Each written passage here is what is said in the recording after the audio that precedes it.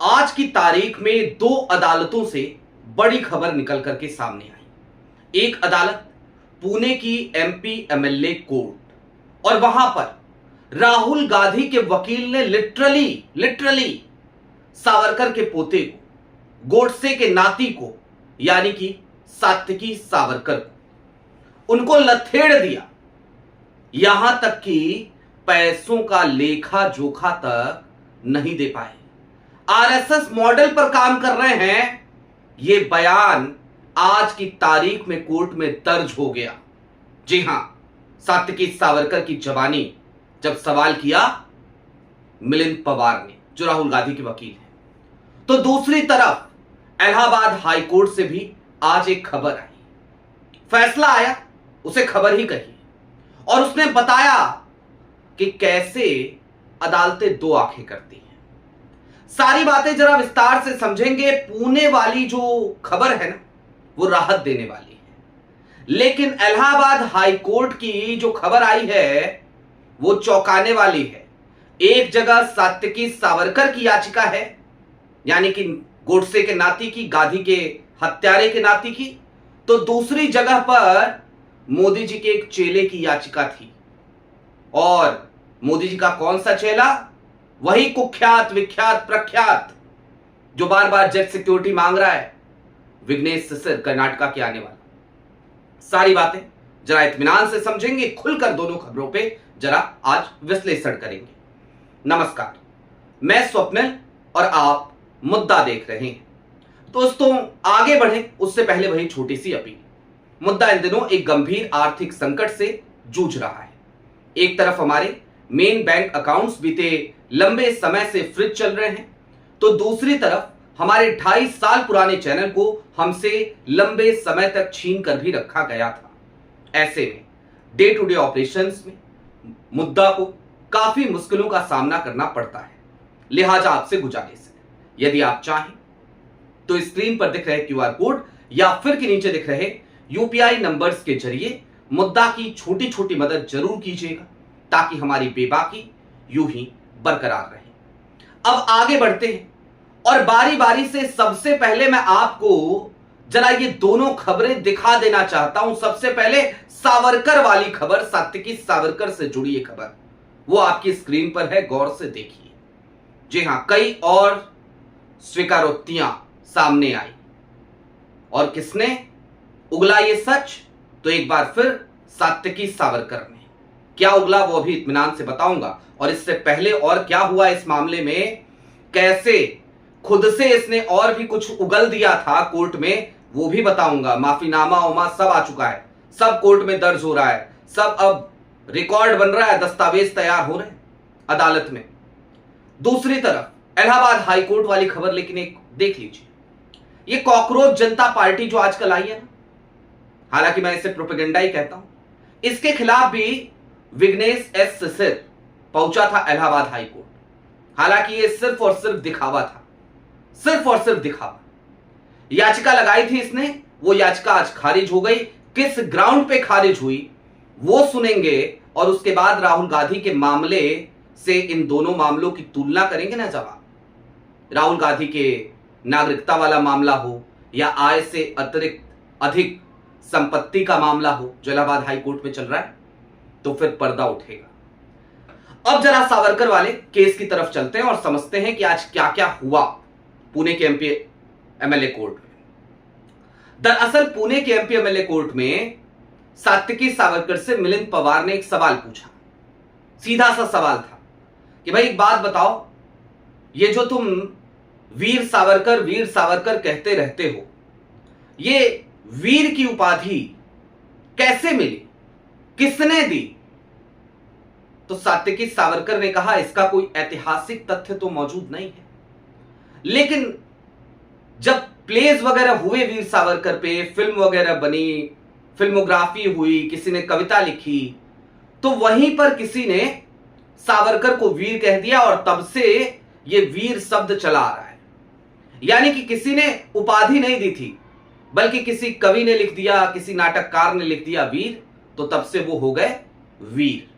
अब वीर हैं कि माफी वीर हैं, वो देश की जनता भली भांति तौर पर जानती है।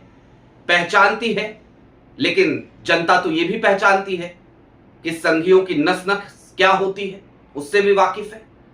तो आज मिलिंद पवार का जो दूसरा सवाल था उसने और ज्यादा उलझा दिया इस पूरे केस को। राहुल गांधी के वकील है मिलिंद पवार, उन्होंने पूछ लिया एक और सवाल। उन्होंने कहा कि ये जो खर्चा आप उठा रहे हो कैसे उठा रहे हो?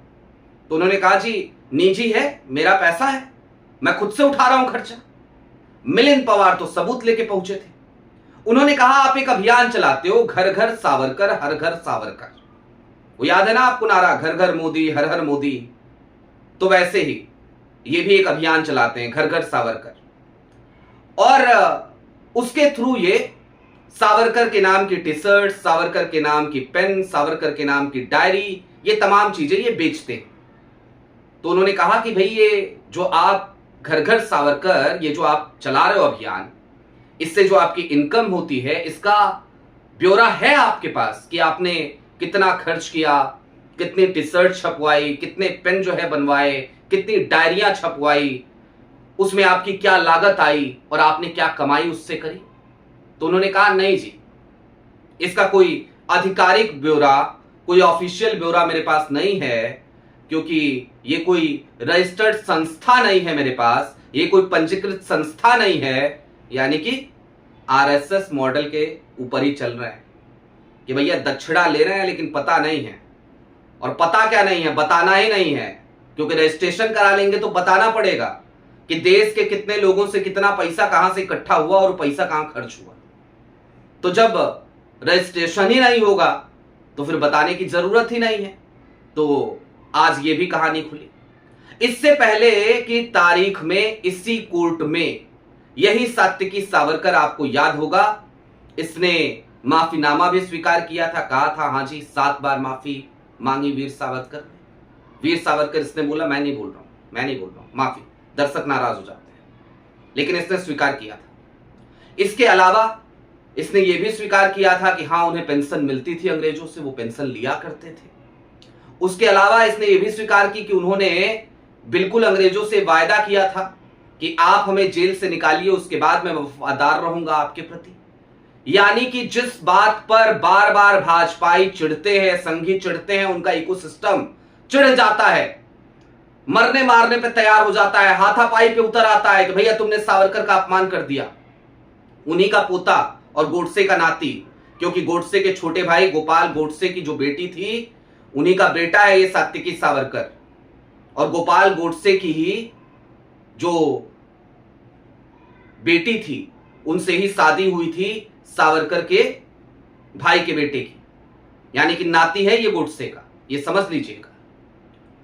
और गोपाल गोडसे भी अभियुक्त रहे हैं महात्मा गांधी हत्याकांड में। तो खैर अब ये सब कुछ हुआ, सारा सच तो वहां पे लिखा जा रहा है जिससे भाजपाई भागते थे। लेकिन दूसरी तरफ अब जरा इलाहाबाद हाई कोर्ट, चूंकि इसका भी जिक्र किया तो चलते चलते आपको यहां पर भी वो मोदी जी की भाषा में कहता है ना क्रोनोलॉजी समझिए। तो एक क्रोनोलॉजी समझिए, किस ग्राउंड पे आज सीजेपी के खिलाफ ये याचिका खारिज की है इलाहाबाद हाई कोर्ट ने, जानते हैं आप? बड़ा मजेदार ग्राउंड है। इलाहाबाद हाई कोर्ट ने कहा कि एस विघ्नेश सर कर्नाटका से आते हैं तो उनको कर्नाटका में जाकर के ये मैटर उठाना चाहिए, क्योंकि ये मैटर नेशनल इंटरेस्ट का है। इलाहाबाद हाई कोर्ट क्या करने आ रहे हैं भाई, कर्नाटका में जाकर के याचिका लगाएं, कर्नाटका हाई कोर्ट में लगाएं, यहां पे हमारे पास ना आए, हम इस याचिका को एंटरटेन नहीं करेंगे, नहीं सुनेंगे।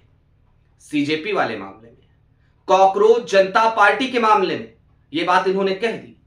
लेकिन राहुल गांधी का मामला देखिए कब से चल रहा है, और राहुल गांधी के मामले में भी बार बार विघ्नेश सिसर क्या कहते हैं, यही तो कहते हैं कि नेशनल इंटरेस्ट का मामला है। राहुल गांधी सिर्फ अमेठी से सांसद नहीं थे, या आज की तारीख में सिर्फ रायबरेली से सांसद नहीं है, या इससे पहले सिर्फ वायनाड से सांसद नहीं थे। राहुल गांधी आज की तारीख में इस देश के नेता प्रतिपक्ष हैं।